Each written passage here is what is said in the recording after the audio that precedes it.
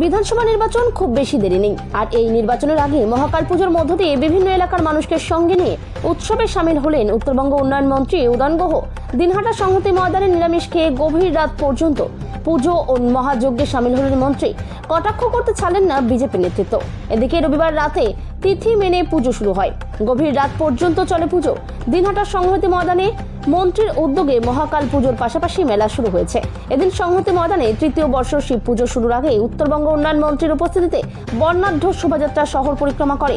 শোভাযাত্রায় মন্ত্রী ছাড়াও উপস্থিত ছিলেন দিনহাটা পৌরসভার চেয়ারম্যান অপর্ণা দেনন্দী, ভাইস চেয়ারম্যান সাবির সাহা চৌধুরী, তৃণমূলের দিনহাটা 2 ব্লক সভাপতি দীপক কুমার ভট্টাচার্য, শহর ব্লক সভাপতি বিশুধর, মহিলা তৃণমূলের ব্লক সভানেত্রী ডালিয়া চক্রবর্তী, তৃণমূল নেতা সায়ন্তন গুহ থেকে শুরু করে অনেকেই। শিব চতুর্দশী উপলক্ষে সংহতি ময়দানে এই পুজোকে ঘিরে যথেষ্ট উৎসাহ লক্ষ্য করা যায়। কোচবিহার থেকে সুমন মণ্ডলের রিপোর্ট, বিগ নিউজ বাংলা। আমি বলবো যে আমাদের মাননীয় উত্তরবঙ্গ উন্নয়ন দপ্তরের মন্ত্রী শ্রী উদয়ন গুহ মহাশয়ের উদ্যোগে প্রত্যেক বছরই বলতে গেলে এই শিবরাত্রির দিন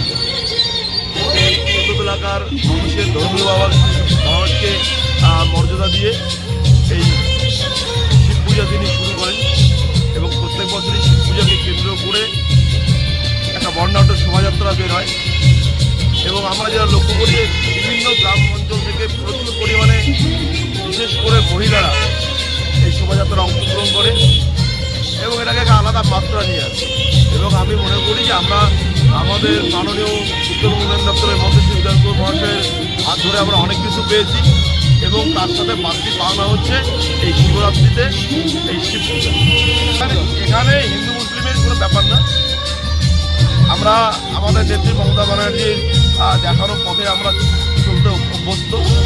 এখানে প্রত্যেক ধর্মকে আমরা সমান সম্মান করি, মর্যাদা দিই।